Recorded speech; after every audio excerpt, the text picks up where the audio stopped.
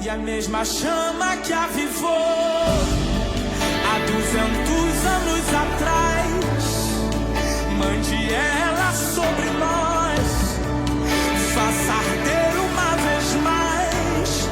E os milagres do passado não vão ficar só na história, vão invadir nosso presente, acontecer aqui e agora, pois sabemos que tu não mudou. Quem mudou somos nós, mas o Senhor nos despertou, e ouvimos a sua voz dizendo: buscar-me-eis e me achareis, buscar-me-eis e me achareis, quando me buscar de todo o coração.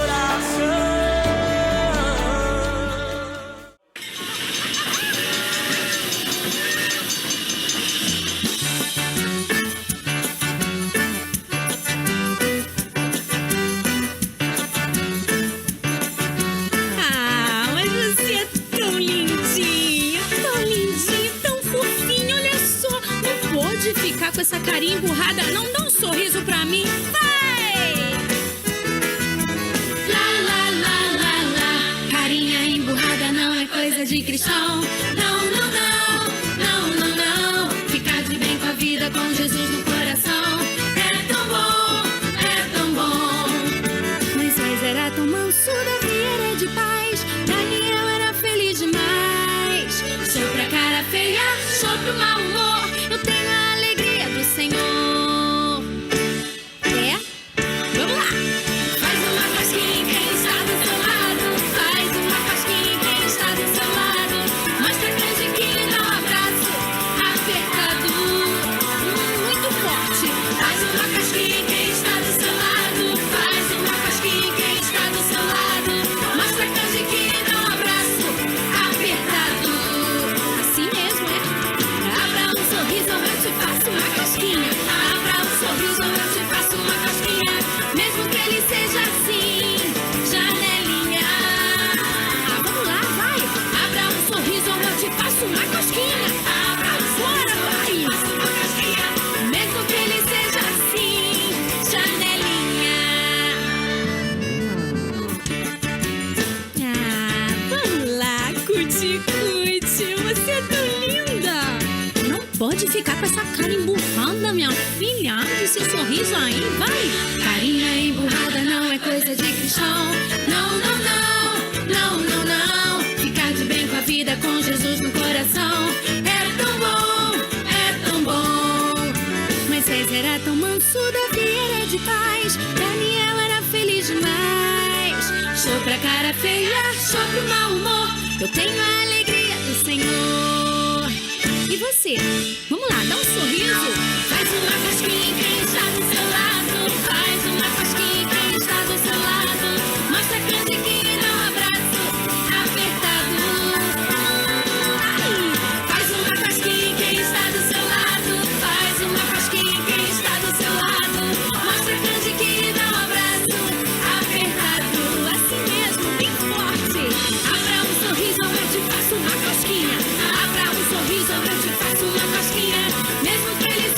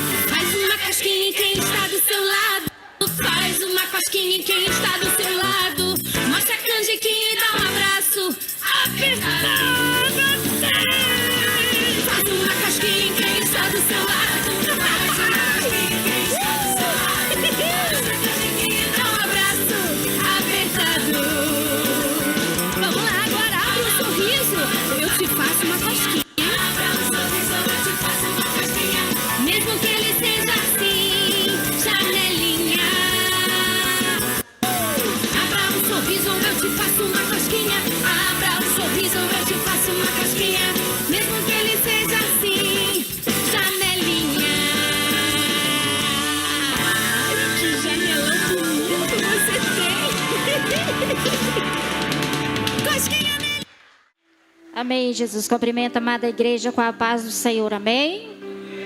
Todos digam glória a Deus. Amém. Para mim é um privilégio poder estar aqui nessa noite e todos os dias que o Senhor me concedeu a oportunidade. Principalmente para fazer a hora da generosidade, pois para mim é a primeira vez aqui neste lugar. Então é muita honra, é muito privilégio. Amém. E neste momento, quem puder colocar de pé, eu quero ler aqui em Malaquias capítulo 3, versículo 10. É um versículo bastante conhecido, que todos já costumam, a maioria acho que já sabe de cor, né? Então vamos ler a palavra do Senhor para nós estar ganhando tempo. Que o Senhor abençoe todos aqui nesta noite e confirma a vitória em tua vida, amém? Vamos ler. Trazei todos os dízimos à casa do tesouro para que haja mantimento na minha casa. E provai-me nisto, diz o Senhor dos Exércitos, se eu não vos abrir a janela dos céus e não derramar sobre vós bênçãos sem medida. Por vossa causa repreenderei o devorador, para que não vos consuma o fruto da terra. A vossa vide no campo não será estéril, diz o Senhor dos Exércitos. Podeis assentar, amém? Glória a Jesus. Igreja, o que me chamou a atenção aqui no versículo 10 é o Deus Todo-Poderoso a nos fazer um convite a nós, um teste de obediência e fidelidade com Ele através do dízimo e das ofertas. Nós podemos ser fiel em todos os momentos, em todos os sentidos, obedecendo a palavra do Senhor. Mas aqui, neste versículo, principalmente nesta área, sobre os dízimos e as ofertas, o Senhor está nos dizendo para nós demonstrar a Ele a nossa fidelidade com Ele, a ajudar o templo do Senhor, no momento que Ele mais precisamos na casa do Senhor. Os mantimentos, as ajudas, todos já sabem o que faz o sentido dentro da casa do Senhor que precisa, amém? E o Senhor promete neste versículo também na parte B que Ele abrirá a janela do céu e abençoará todos nós que fomos fiéis a Ele nos dízimos e nas ofertas, principalmente na nossa vida espiritual, pois primeiramente nós devemos buscar o reino do céu e as demais coisas serão acrescentadas. Mas se nós estivermos obedientes ao Senhor e demonstramos a Ele a nossa fidelidade, igreja, e aqui o Senhor promete abençoar o nosso trabalho, aqui o Senhor promete abrir as portas, aqui o Senhor promete te abençoar, não importa a quantidade que você possa ajudar aqui nesta noite. O importante é você abrir o coração e deixar Deus te usar. Deixa Deus te usar, porque Ele multiplicará o teu celeiro, Ele abençoará em todos os sentidos em tua vida. Aquilo que você acha que é impossível, o Senhor abençoará através de um gesto seu aqui nesta noite. Então, o que eu tenho através da palavra do Senhor a te dizer: ajude a obra do Senhor, seja fiel, que o Senhor te abençoará, amém? Glória a Jesus. Neste momento, vamos já fazer uma oração e logo após as irmãs já podem estar recolhendo as ofertas, amém? Aleluia. Podeis colocar de pé novamente para nós orarmos. Que o Senhor confirma a vitória em tua vida, Senhor Jesus, neste momento, Pai, perante ti, Senhor Jesus. Primeiramente eu quero te agradecer, porque grandes maravilhas o Senhor já fez em nossa vida, grandes obras o Senhor já tem confirmado em nosso meio. Por isso, Senhor, eu apresento a tua igreja nesta noite, que o Senhor venha confirmando, Pai, esta pessoa, Senhor, que busca de ti uma porta, Senhor Deus, de emprego, para que o Senhor venha abrir, Senhor Jesus. Aqui nessa noite venha confirmando a obra, confirmando, Senhor Deus, o que essa pessoa almeja de ti, Senhor. Ajuda que ela tenha mais fé, venha aplicando a fé e venha ajudar na tua obra. Amém, Jesus Cristo poderoso.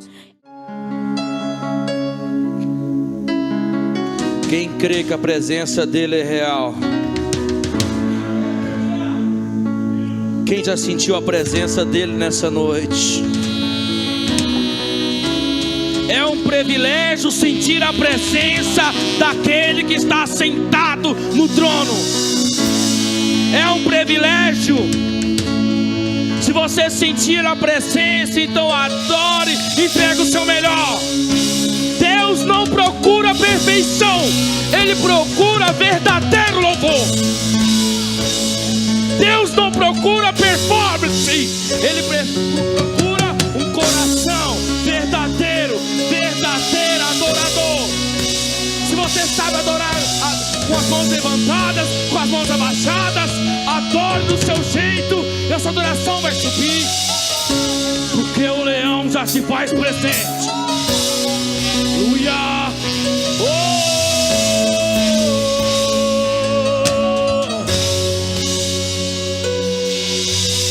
Sobre um trono, adore Jesus.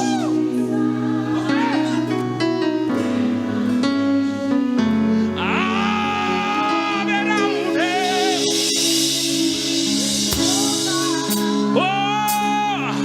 Para as nações, homem dele, que Jesus.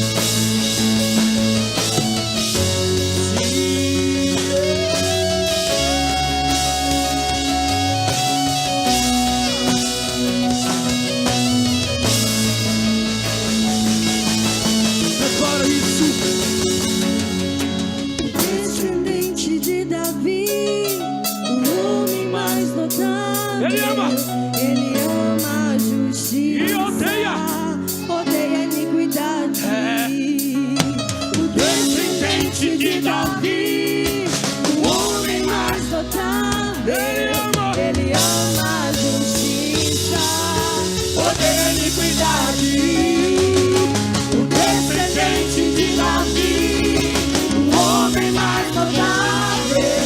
Ele ama a justiça, odeia a iniquidade.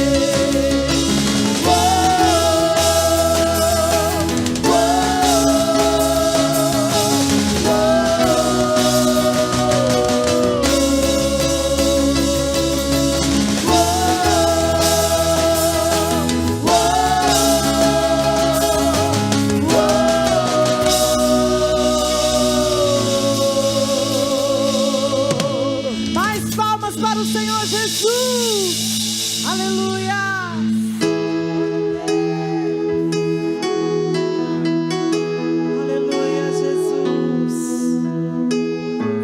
Você poderia ter escolhido ir para qualquer lugar, mas o Espírito Santo te trouxe na presença dele, porque não há lugar melhor que estar na presença. A igreja louva. Não há nada igual.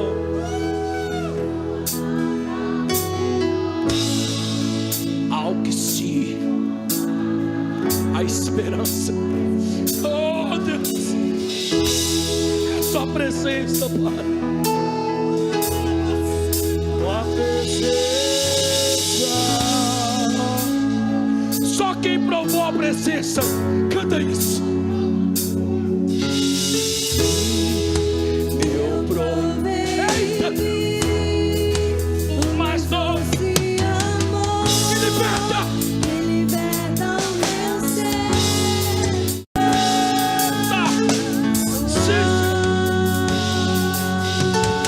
Santo Espírito, és bem-vindo aqui. Vem inundar, encher este lugar. É o desejo do meu coração. Ser multiplicado por tua glória, Senhor.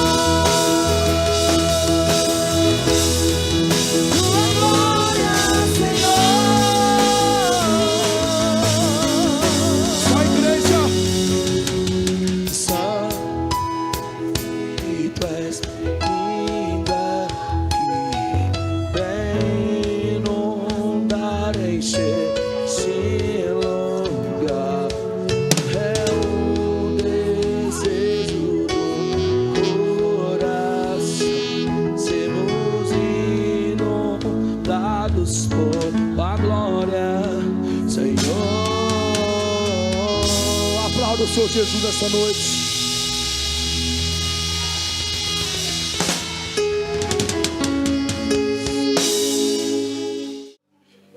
Lucas 19, 41. Lucas 19, 41.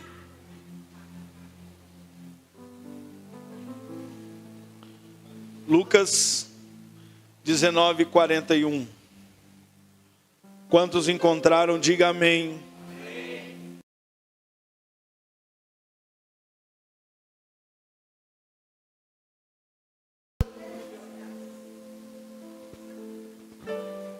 Lucas 19, 41. E quando ia chegando, vendo a cidade, chorou sobre ela. Leia todos comigo, 1, 2, 3 e quando ia chegando, vendo a cidade, chorou sobre ela. Diga comigo, Senhor Jesus, a tua palavra é a verdade, e a verdade liberta, cura, transforma, salva. Senhor Jesus, faz isto comigo, pelo poder da tua palavra. Podeis assentar. Desocupe as suas mãos e adore ao Senhor com as palmas.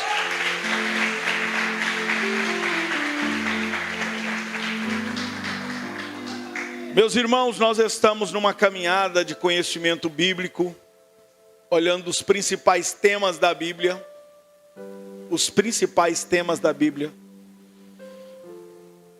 E nós estamos, já por 6 semanas, nós temos refletido sobre algumas das principais palavras e obras de Jesus durante o seu ministério público. E nós chegamos agora à sua última semana na terra, chamada Semana Santa. E começa aqui com essa leitura que nós fizemos, que é a entrada triunfal de Jesus em Jerusalém, no domingo de Ramos, e termina com a sua crucificação na sexta-feira santa.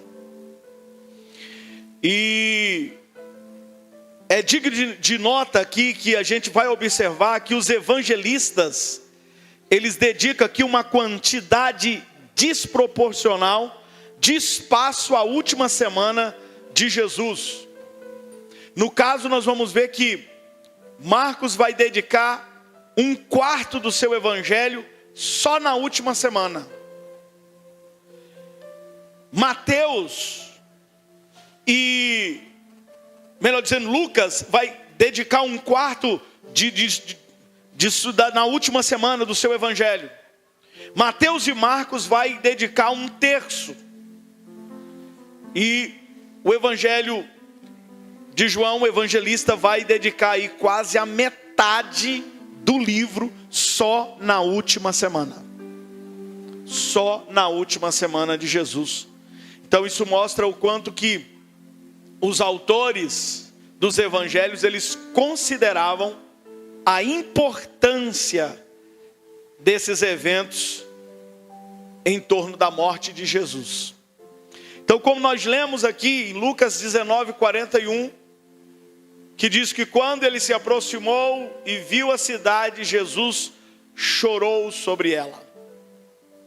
A entrada de Jesus em Jerusalém, ela é registrada pelos 4 evangelistas, embora nós vamos perceber que um deles apresenta detalhes que os outros omitem. E aí a gente vai entender que Jesus, ele já havia claramente decidido cumprir o que estava escrito ao seu respeito lá em Zacarias, capítulo de número 9. Coloca para nós Zacarias 9, 10. Olha o que está dizendo sobre ele. Zacarias 9, 10. Destruirei os carros de Efraim e os cavalos de Jerusalém, e o arco de guerra será destruído. Ele anunciará paz às nações, o seu domínio se estenderá de mar a mar, e desde o Eufrates até a extremidade da terra. Amém? Somente até aí. E a gente vai perceber que dentro desse enunciado bíblico do profeta Zacarias, nós vamos ver que ele está dizendo que um futuro rei de Judá entraria em Jerusalém trazendo salvação, não com uma bravata de violência, nem com um arrogante cavalo de batalha, mas ele entraria ali humildemente, como nós vemos no texto que vai se seguir, montado em um burrinho, né? E assim ele proclama a paz às nações.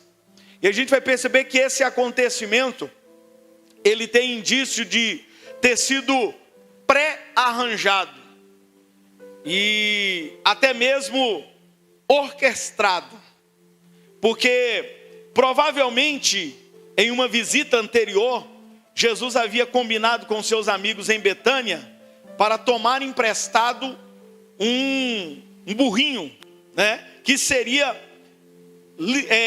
liberado mediante uma senha. Qual que era a senha que Jesus deu, dizendo: olha, alguém vai entregar ele para vocês quando vocês disser isso? Qual que era a senha? O mestre precisa dele. O mestre precisa dele. E aí então, as multidões tomaram ali, como diz o texto, tomaram parte nessa encenação, espalhando as suas vestes sobre o dorso do animal, e nas ruas eles festejavam animadamente. E nós vamos ver que, tendo passado ali pelas vilas de Betânia e de Betfage, ele vai desfilando, circundou o Monte das Oliveiras, e de repente surgiu Jerusalém. E ele então olha para Jerusalém com seus pináculos reluzentes e os pátios espaçosos do templo. E ali, ao que parece, enquanto o volume dos gritos da multidão difundia e de repente diminuía, para o espanto e constrangimento de todos, Jesus se desfaz em lágrimas e começa a chorar sobre Jerusalém. E em meio aos soluços, ele proferiu um lamento profético sobre a cidade, predizendo aí a sua destruição, por ela não ter reconhecido o tempo da sua visitação e da visitação de Deus. E é admirável também que no exato instante em que Jesus advertia a cidade sobre o juízo, ele estivesse chorando sobre ela em amor. O juízo divino, que é o tema principal durante toda a Semana Santa, é uma realidade solene e aterradora, mas o Deus que julga também é o Deus que chora. Ele não quer que nenhuma alma ali se perca. E quando finalmente o seu juízo cair sobre alguém, como Jesus disse, que seria os olhos de Deus estarão cheios de lágrimas, chorando, porque até o juízo de Deus é um ato do seu amor. Então, veja bem, que agora caminhando um pouco mais, nós temos Marcos capítulo 11, versículo 17, que vai nessa trajetória da semana, que é o momento da purificação do templo. E lá em Marcos 11, 17 diz assim: e os ensinava dizendo: não está escrito, a minha casa será chamada casa de oração para todos os povos, mas vocês fizeram dela um covil de ladrões. Veja que assim que Jesus entrou em Jerusalém, ele primeiro olhou, observou tudo o que se fazia ali.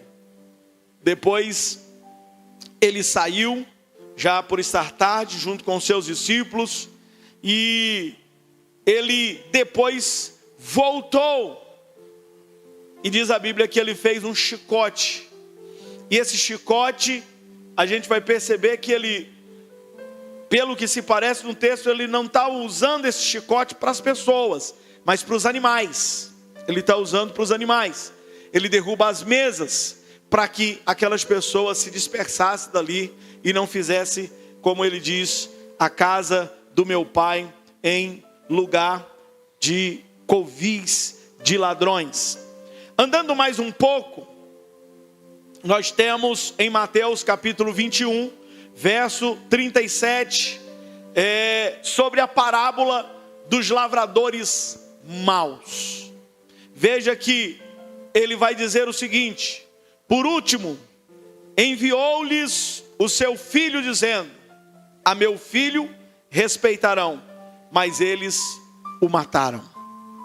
Veja que ele vai contar essa parábola. Eu queria que colocasse a parábola aí, Mateus 21, do 37 ao 39, por favor. Por último, enviou-lhes o seu próprio filho, dizendo: a meu filho respeitarão. Mas os lavradores, vendo o filho, disseram entre si: este é o herdeiro, ora vamos, matemo-lo e apoderemo-nos da sua herança. Vai até o 39. E agarrando-o, lançaram-no fora da vinha e o mataram. Veja que perto do fim da semana, a hostilidade das autoridades para com Jesus estava crescendo. E o tema relacionado à confrontação e ao juízo foi ficando cada vez mais claro. E um exemplo disso é a chamada aqui, a parábola dos lavradores maus, que na verdade é uma alegoria, né? E ele vai mostrar que um proprietário tinha uma terra e ele plantou uma vinha, construiu um muro, uma prensa de um lagar, uma torre de vigia.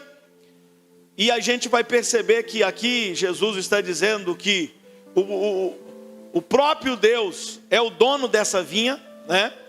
Essa vinha, ela é Israel, de acordo com Isaías capítulo 5.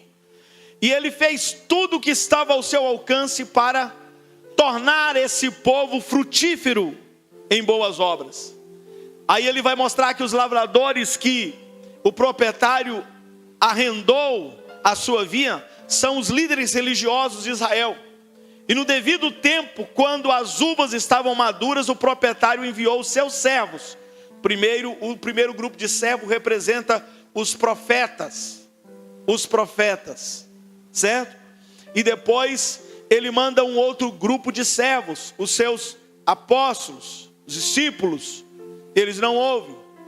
E, claro, ele está enviando agora, melhor dizendo, desculpe, ele enviou os profetas, enviou o sacerdote, agora enviou o próprio filho. Ele está enviando o próprio filho para que talvez, ele está dizendo, talvez eles respeitarão o meu filho. Mas nós sabemos muito bem da história que eles mataram Jesus. Eles mataram o Filho de Deus. E aí então, quando os chefes dos sacerdotes, os fariseus, ouviram essa parábola de Jesus, eles compreenderam que Jesus estava falando a seu respeito. E aí, isso lá em Mateus 21, 45. E aí então, eis a pergunta de Jesus: e quando vier o dono da vinha, o que fará aqueles lavradores? Verso 40. E eles responderam: matarão de modo horrível esses perversos e arrendará a vinha a outros lavradores que lhe deem a sua parte no tempo da colheita. Verso 41. E Jesus disse: portanto eu lhes digo que o reino de Deus será tirado de vocês e será dado a um povo, esse povo são os gentios, que somos nós, que dê frutos do reino. Verso 43. Então esta é a interpretação dessa parábola. Eles eram a vinha, eram para dar frutos, não deu fruto. Jesus enxertou-nos, o jambuzeiro bravo, na vinha, E Ele quer que eu e você dê frutos. Perceba que quando Jesus está contando a parábola, os grupos aqui dos religiosos entendem que Jesus está falando sobre eles. Agora eu quero que você diga para alguém perto de você, diga assim, ó: Jesus também falou sobre você. Dê fruto. Dê fruto. Deixa eu te dizer, se você não der fruto, o machado está posto à raiz. A árvore que não dá fruto será cortada. Quem quer viver muito tempo aí? Então começa a dar fruto. Frutos dignos de arrependimento. Eu tenho uma boa notícia para te dar. Se você der fruto, você ainda vai viver um tempo bom aí. Mas se você não der fruto, infelizmente nós vamos ter que fazer um funeral seu. E aí? O que você pensa de fazer da sua vida daqui para frente? Não, pastor, já dei muito fruto, deixa o outro dar fruto. Deixa para os outros. Não deixa para os outros aquilo que é para você fazer. Irmão, isso aqui é muito sério. Muito sério. Dê frutos. Dê frutos. Ganhe almas para Jesus, ganhe vidas para Jesus. Evangelize as pessoas à sua volta. Para de pensar que isso é o trabalho. Não, é lá, a igreja lá convida o povo vai lá e lá se converte. Não.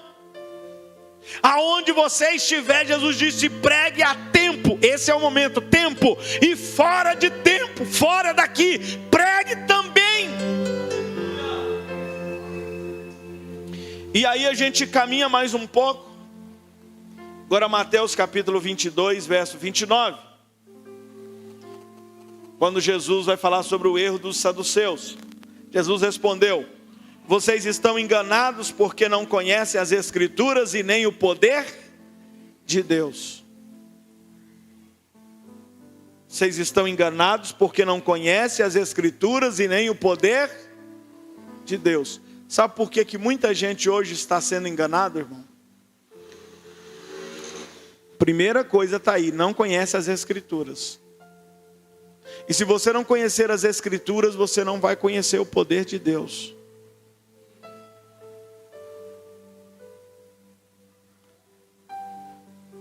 Porque Paulo vai dizer para nós, em Romanos capítulo 1, verso 18, se eu não me engano.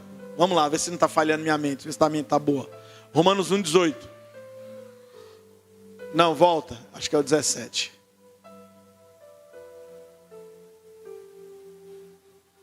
Pode voltar mais um pouco. Mais um, 16. Que está escrito aí, 1, 2, 3, vamos lá, bem alto.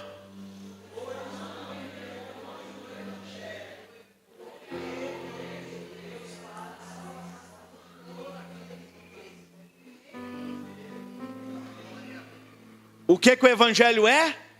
O poder de Deus. Então, se você não conheceu o evangelho, você não conhece o poder de Deus. Irmão, aqui ó, o Criador, que criou todas as coisas, inclusive criou você, deixou um manual escrito,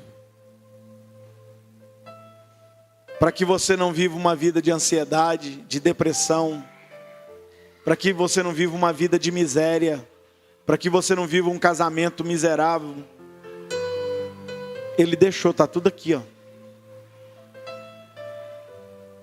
Sabe o que faz você não desfrutar disso aqui? O pecado, a preguiça, e a falta de prioridade com as coisas de Deus.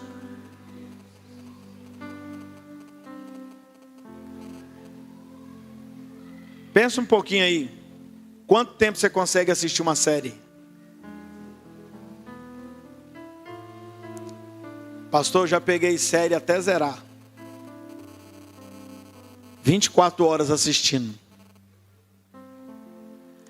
Me fala, qual foi a vez que você leu a Bíblia 24 horas?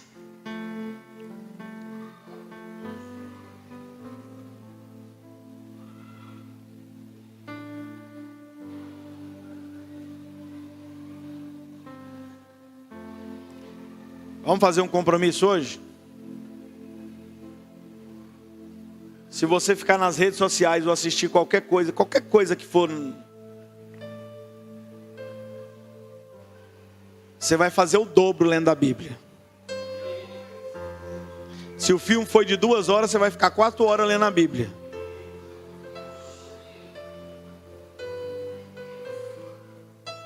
E eu digo para você que se você fizer isso, daqui a pouco você só está lendo a Bíblia.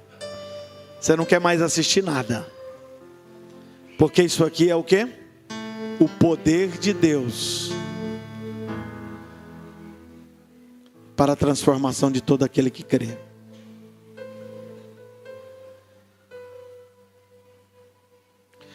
Essa semana eu estava conversando com meu cunhado e ele me contou um negócio interessante.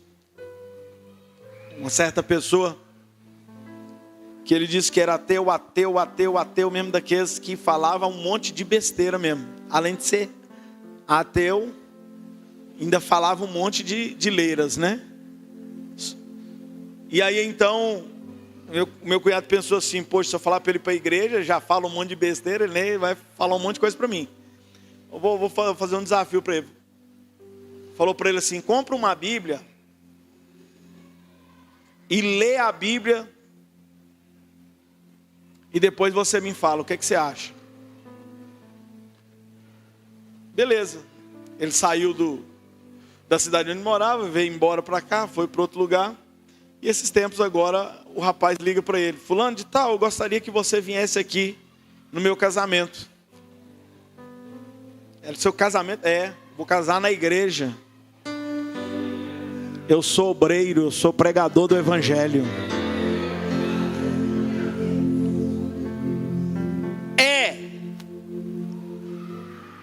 impossível que alguém tenha conhecimento verdadeiro, sincero da Bíblia e não se converta.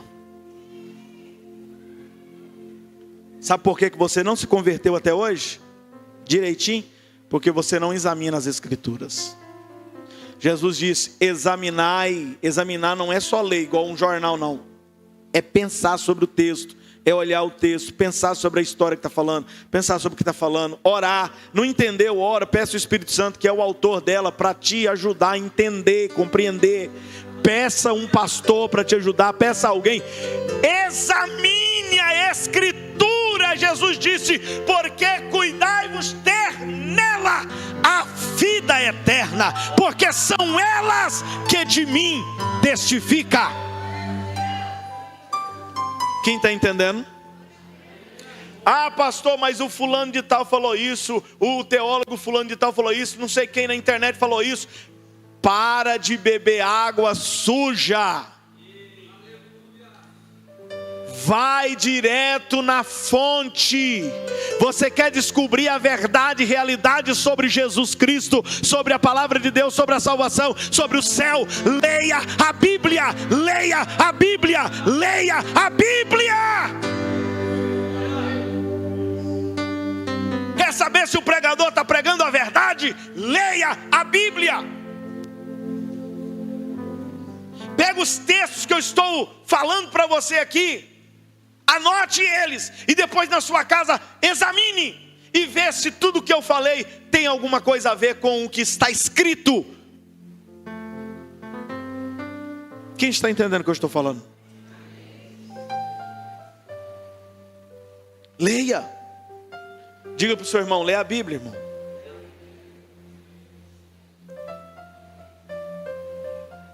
Jesus disse para eles: vocês estão enganados, porque não conhecem as Escrituras e nem o poder de Deus.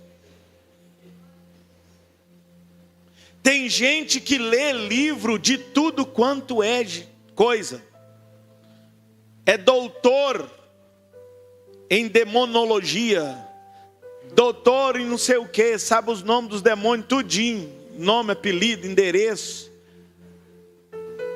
Pix. Os diabos gostam de Pix, irmão.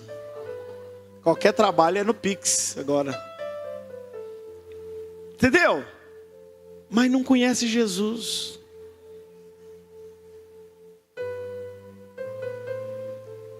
Esse dia minha esposa falou um negócio, a gente vai ouvindo umas coisas e fica marcado, né? Eu não preciso ser expert em conhecer nota falsa. Se eu conhecer a verdadeira, a falsa, eu já sei logo. Quem está entendendo? Então se especialize na palavra, em Jesus. Conheça Jesus, irmão. Conheça Jesus, irmã. Vocês já viram o testemunho de um dos grandes ateus do Brasil? Ele foi pesquisar sobre Jesus, porque às vezes o ateu ele quer pesquisar sobre o que nós pregamos para poder nos refutar, debater. E quando ele foi fazer a pesquisa sobre Jesus, ele se converteu. É um grande escritor do nosso Brasil. Augusto Cury conta nos seus testemunhos sobre isso. Então preste atenção. Se você conhecer Jesus, a sua vida vai mudar. Se você conhecer Jesus, a sua vida vai mudar, irmão. O negócio é porque se perguntar aqui sobre todos os doramas da vida, você sabe. Sabe o nome das pessoas, sabe não sei o que, sabe não sei mais o que. Se perguntar as novelas, você sabe. Hã? Se perguntar o nome dos Pokémon, você sabe tudo. É Pokémon que chama? É, os outros aí, esses aí, vocês que é mais novo aí, né? Sabe tudo. Sabe cada personagem. Mas se perguntar algum personagem da Bíblia, você não sabe. Você não sabe.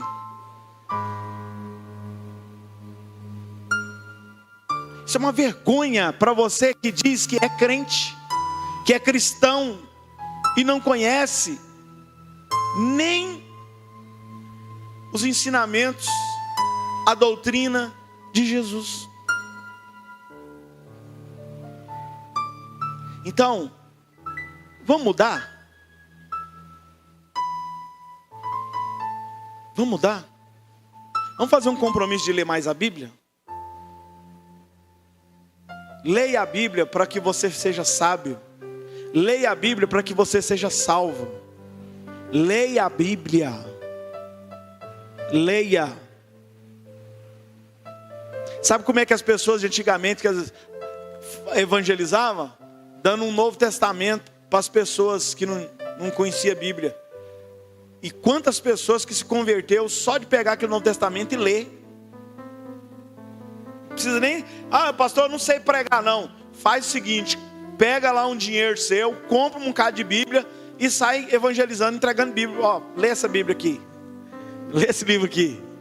Vou te dar um livro especial. Lê esse livro. Deixa que o Espírito Santo vai fazer o resto. Pode ficar tranquilo. Conta-se uma história de que uma certa vez um missionário passou por um lugar, numa aldeia, passou lá e entregou uma Bíblia para eles e foi embora. E aquelas pessoas pegou aquele negócio, aquele livro, e segundo eles, aquele livro quando eles abriram aquele livro resplandecia. Eles enxergavam isso, resplandecia. Eles tinham o maior cuidado com aquele livro e eles passaram a ler aquele livro, a buscar, a entender. Alguém ali conseguiu ler, que a gente pensa que não, lá no meio dos indígenas ninguém sabe nada daqui nosso, não. Sabe, tem gente lá que sabe. E aí, um outro dia passou lá um outro missionário. Chegou, encostou lá o barquinho dele, baixou lá e começou a lavar o rosto e assoviar um hino da harpa. Quando ele estava assoviando, ele percebeu que chegou outra pessoa, agachou do lado dele, lavando a mão e começou a assoviar o mesmo hino que ele estava assoviando. E conta esse missionário que ele falou, olhou assim e pensou: você conhece? Sim. Vem cá para você ver. E foi lá para a aldeia. Quando chegou lá, eles trouxeram o livro. Diz que trazia o livro, duas pessoas segurando com o maior cuidado, segurando a Bíblia, maior respeito pela Bíblia. E eles colocaram ali e começaram a falar da Bíblia para aquele missionário.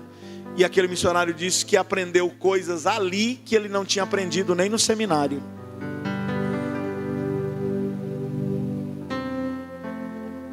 Quem está entendendo o que eu estou falando?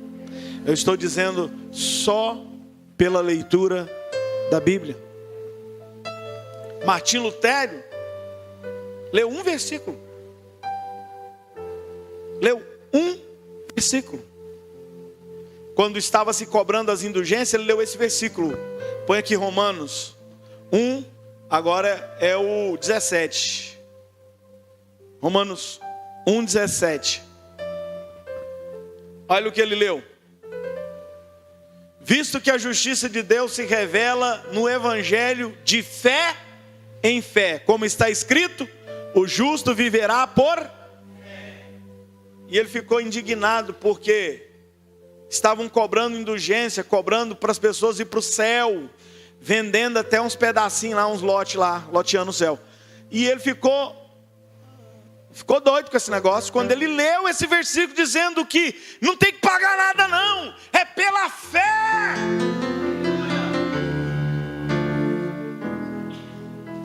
Fé. Quem está entendendo? Então, Jesus disse para eles: vocês estão enganados, porque não conhecem as Escrituras, e automaticamente nunca vão conhecer o poder de Deus, porque disse Paulo: para mim o Evangelho é o poder de Deus.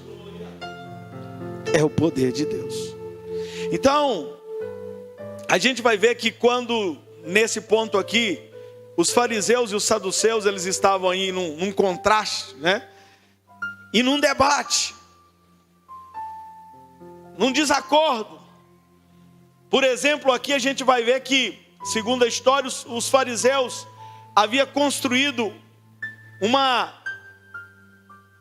intricada teologia da vida após a morte. Mas os saduceus rejeitavam essa ideia de vida após a morte e ensinavam que a alma e o corpo morrem juntos. Morreu, acabou. Lembra que o avô da gente falava isso pra gente? Pelo menos o meu falou. Morreu, acabou, meu filho. Não tem esse negócio de depois que morrer tem que prestar conta, não sei o que esses crentes ficam aí falando, que você tem que cuidar agora, porque depois que morrer, aí é que começa e tal, e depois dessa vida tem, né? E não, morreu, acabou. É o que os saduceus pregavam. Os fariseus diziam que não, tem uma vida após a morte. Mas a gente vai ver que, basicamente, eles eram as atitudes deles distintas para com as Escrituras, porque um acreditava na vida após a morte, mas diferente do que a Escritura diz. O outro não acreditava na vida após a morte, também ficando diferente do que a Escritura diz.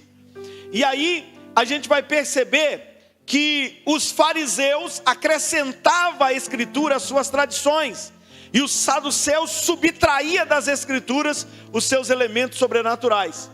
E aí, durante a Semana Santa, alguns saduceus vieram até Jesus com uma pergunta capciosa e baseada na lei do levirato.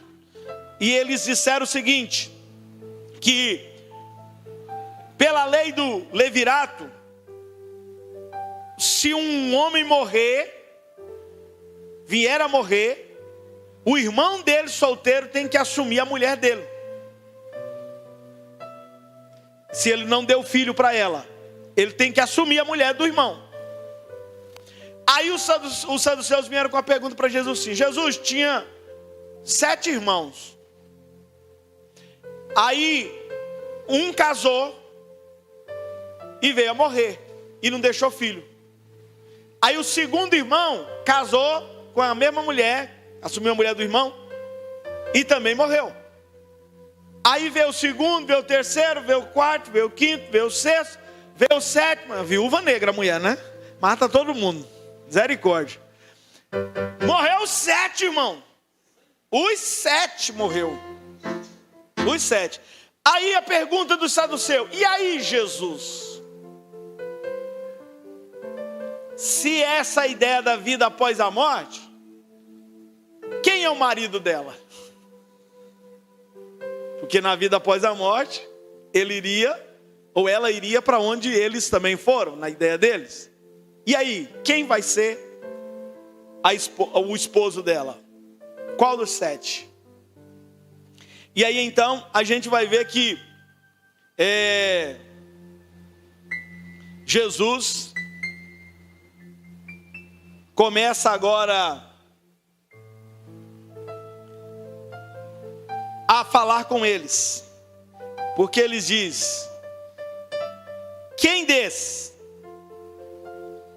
de qual dos 7 ela será esposa, visto que todos foram casados com ela? Aí imagina só, né? Eles dando aquele sorriso, tipo assim: agora nós pegamos o Jesus. E eles pensaram que tinha sido admiravelmente inteligente e que poderia ridicularizar a crença na vida após a morte. Aí Jesus iniciou e terminou a sua resposta com uma declaração clara de que os saduceus estavam equivocados.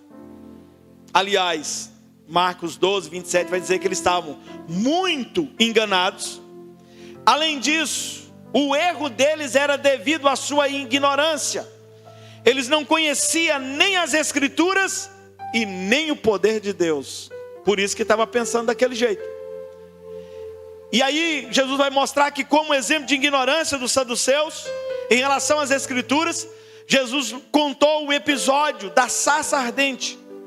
E o que estava implícito no anúncio do próprio Deus, de que Ele era o Deus de Abraão, de Isaac e de Jacó.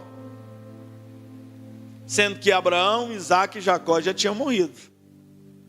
E Deus diz para Moisés: eu sou o Deus de Abraão, de Isaac e de Jacó. E agora? Jesus está dizendo que há uma vida após a morte. Ele está dizendo, está deixando claro. Então, Deus havia estabelecido com os patriarcas uma aliança. E agora, os saduceus, será que eles pensavam que uma aliança como essa poderia ser quebrada pela morte? E aí a gente vê que hoje ainda há muitos erros dentro da igreja a respeito dessas coisas, né? Por falta do conhecimento das Escrituras e do poder de Deus. Então, a causa mais básica do erro dos saduceus, porém, foi o outro tipo de ignorância. Eles supunham que se havia vida após a morte, seria o mesmo tipo de uma vida que eles viviam naquele tempo. De casar, de ter filho e por aí vai. Mas eles não entendiam que na própria palavra de Deus, ela vai nos mostrar que após esta vida, não haverá mais essa ideia de marido, de esposo, de irmão. Não vai ter esse negócio desse relacionamento que nós temos aqui. Porque a Bíblia diz que assim como Ele é, nós seremos. Então, veja bem, eles eram ignorantes a respeito das Escrituras e do poder de Deus. Mais um pouco, a gente vai em Marcos 13:30. Vai ser o momento agora que ele vai falar sobre o pequeno Apocalipse. Que ele diz: eu lhes asseguro que não passará essa geração até que todas estas coisas aconteçam. Jesus está indo com lá para os Montes das Oliveiras. Assentado no Monte das Oliveiras, Jesus junto com os seus discípulos, desfrutando ali da visão panorâmica ali do vale de Cedron, olhando o templo de Herodes ali, as construções, e os discípulos vão falar: Senhor, olha o tamanho dessas pedras, olha que coisa magnífica, essa construção muito forte, muito poderosa. E Jesus vai dizer assim: olha, não, vai chegar um tempo que não ficará pedra sobre pedra que não seja derribada. E Jesus está falando de um apocalipse que vai acontecer, de algo que vai acontecer. Ele dá alguns sinais do que vai acontecer, e a gente sabe que depois Jerusalém é destruída e tudo isso é derrubado. Então, nosso tempo está curto, né? Vamos correr. Vamos para o outro ponto. Ainda caminhando sobre a semana, nós estamos dentro da última semana de Jesus. Lá em Marcos 14:8, vai dizer que ela fez o que pôde, derramou o perfume em meu corpo antecipadamente, preparando para o sepultamento. O outro incidente aqui é o quê? O que vai acontecer é que ocorreu aqui na vila de Betânia, uma mulher, durante a Semana Santa, Jesus estava jantando como convidado de um homem que era conhecido como Simão leproso. Claro que ele já havia sido curado, né, dessa doença. E Marcos vai preservar o anonimato do nome da mulher, mas João vai dizer, vai identificar ela, que ela era Maria de Betânia, uma das duas irmãs de Lázaro. Lembra de Marta e Maria? Essa que era uma das irmãs dele, no caso aqui a Maria, que está lá em João capítulo 12, versículo 1 ao 8. E aí a Bíblia vai mostrar que Maria trouxe um jarro de alabastro, e ela tinha dentro dele um perfume muito caro, e ela quebrou o jarro e derramou o perfume sobre a cabeça de Jesus.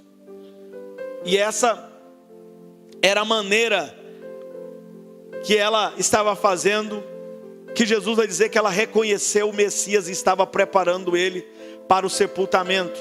Porque não deu tempo depois das pessoas, porque depois que sepultava eles iam lá preparar o corpo, né?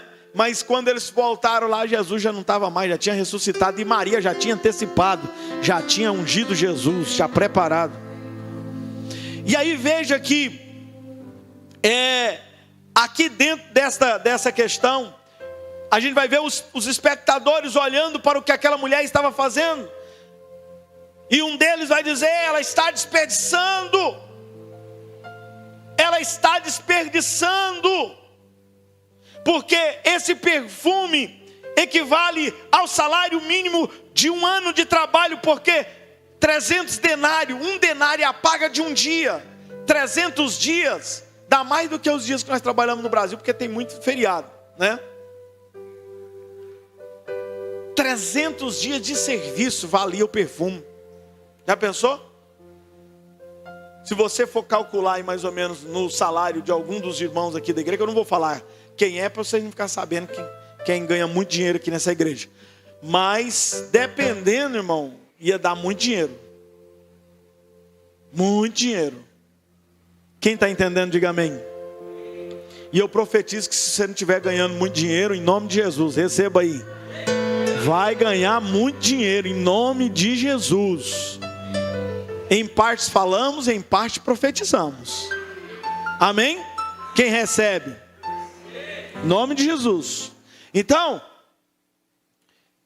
em defesa dessa mulher, Jesus sai em defesa dela, né?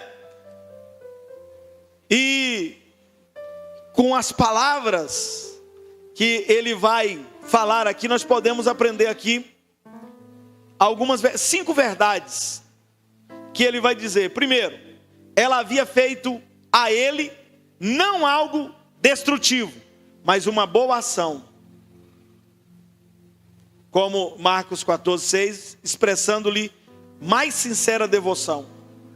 Segundo, ela não estava de modo algum humilhando os pobres, mas ousando colocar Jesus acima deles. Jesus era mais importante do que os pobres, no que ela estava fazendo. Terceiro, ela havia feito o que podia, de acordo com seus recursos, ao mesmo tempo em que reconhecia que outras pessoas servem a Jesus de outras maneiras. Em quarto, ela havia derramado perfume sobre o seu corpo, antevendo a unção que ele receberia quando do seu sepultamento. Quinto, ela e seu ato de amor seria lembrado sempre que o evangelho fosse pregado em todo o mundo. Inclusive nós estamos lembrando dela aqui hoje. Olha o que ela fez. Então o ato de auto-sacrifício de Maria é intencionalmente colocado em destaque por Marcos, em contraste com o texto obscuro da traição de Judas. E aí a gente chega no último ponto, para a gente finalizar aqui, Marcos 14:10, a motivação de Judas. Eu já falei várias vezes para vocês aqui sobre essa motivação de Judas, né? Que a gente sabe muito bem que quando ela faz isso, Judas vai dizer, aí é onde entra a diferença entre a boa intenção e a motivação.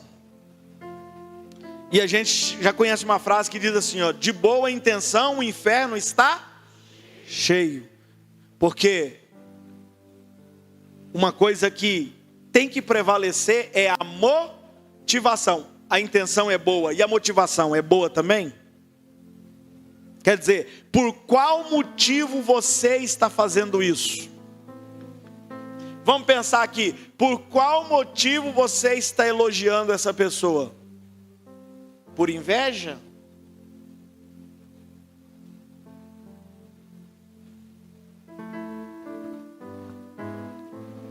Hoje de manhã, houve um testemunho aqui. Foi a mulher mais linda desse Brasil, do mundo, dos multiversos, dos buracos negros, de qualquer lugar que você achar. Ela é a mais linda, não tem outra mais linda do que ela. Amém, meu bem? Aí, continuando aqui, que teve um momento forte aqui. Eu olho para ela, eu tenho que olhar para vocês aqui. Vamos lá, continuando, para pregar. Não termina. O que eu estava falando mesmo? Meu bem, eu me perco quando eu olho para você, eu me perco. Hã? O testemunho que ela contou. Aí ela disse o seguinte, que a mãe dela cuidava de umas pimentas lá, muito linda, muito bonita. E a vizinha, olhando do lado de lá do muro, olhou e falou, que pimentas bonitas. Aí a minha sogra entrou lá para dentro. Irmão, foi questão de tempo. Ela entrou lá para dentro. Quando ela voltou, as pimentas estavam tudo murcho, o pé murcho.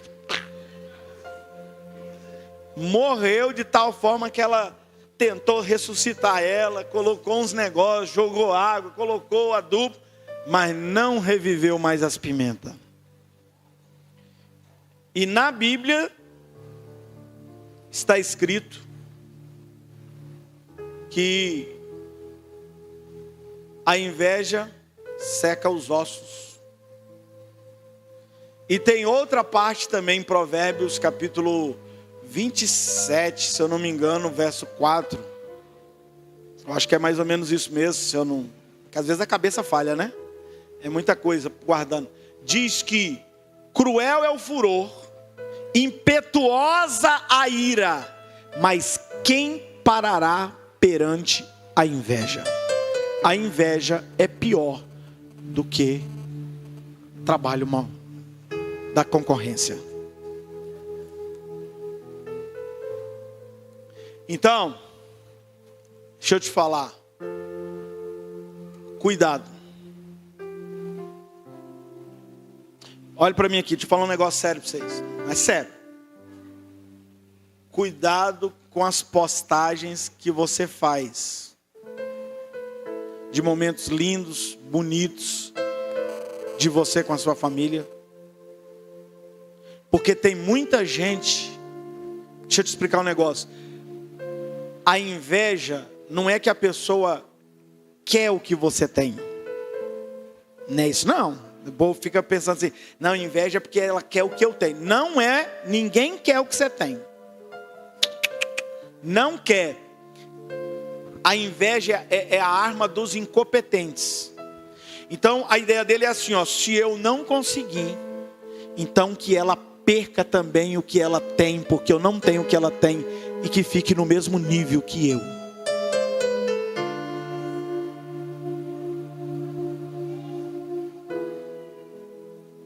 Aquela mulher que inveja o teu marido, ela não quer teu marido, ela quer só destruir seu casamento para você ficar no mesmo nível dela, porque ela não consegue manter um relacionamento.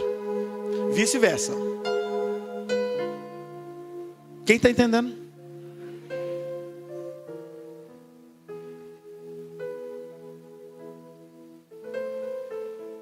Então cuidado.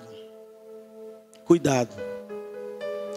Cuidado, porque eu já vi muita gente postar brincando com os filhos na praça, brincando com os filhos não sei na onde, aquela coisa linda, bonita, e pai joga lá no status. Vocês já viram o meu status? Viu não? Anota o número aí para vocês começarem a ver, para vocês verem como é que faz um status. Só tem Bíblia, irmão. Só tem anúncio da igreja, pregação da palavra. Sabe por quê? Porque é isso mesmo.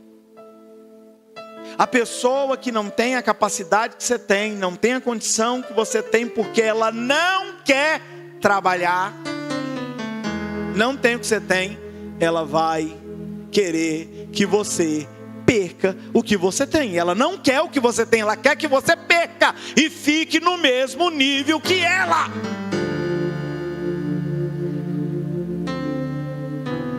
A pessoa que tem uma vida desgraçada quer que você tenha uma vida desgraçada. Então para de ficar dando e outra coisa, ó, o Espírito de Deus faz, chega, vem do céu aqui, ó. A inveja precisa de informação. Quem não te conhece não tem inveja de você.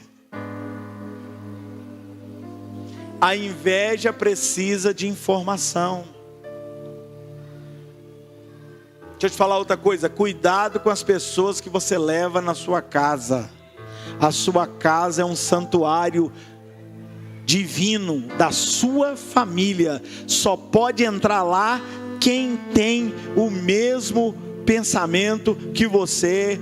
Pessoas que têm o mesmo propósito. Pessoas que realmente gostam de você.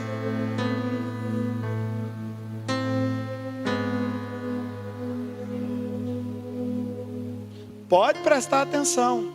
Tem gente que entra na sua casa e começa a passar, nossa amiga, geladeira linda, miga, não sei o que lindo. Aí quando é fé, começa a queimar o ferro, começa a queimar a geladeira, começa a queimar tudo.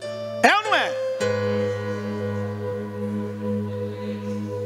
O zóio dele é pior do que a pimenta que foi murcha. Murchada. Cuidado. E aí, finalizando com o Judas. O Judas olha para aquela atitude daquela mulher e diz, por que você fez isso? Por que não vendeu? Pegou o dinheiro e trouxe, pôs aqui na minha capanguinha, que eu sou o tesoureiro de Jesus. E aí, a Bíblia vai deixar lá claro que Jesus, vendo aquilo, diz, deixa ela. Porque Jesus conhecia o coração de Judas. A intenção dele era boa. As palavras dele, ó, vamos vender o perfume, pegar o dinheiro e dividir com os pobres. Traz aqui para mim dividir. Ele o cara que está na presidência do país. Manda o dinheiro para cá para mim, manda o imposto que eu vou distribuir para vocês. Aí ele pega o dinheiro aqui para vocês, ó. Amém? É desse jeito, irmão. Judas, traidor de Jesus. Então, o que acontece? Jesus olha para a motivação, não para a intenção. A intenção era boa, mas a motivação era roubar. A intenção era roubar. E esse povo desse jeito é um poço sem fundo. Você pode dar tudo que você tem, que ele ainda vai querer a sua alma. Então, irmão, vamos orar. Porque com oração Jesus transforma muita coisa. Eu acho que paguei um preço alto demais. Eu tenho tantas coisas pra viver com você. Promessas e promessas arquivadas te esperando, filho.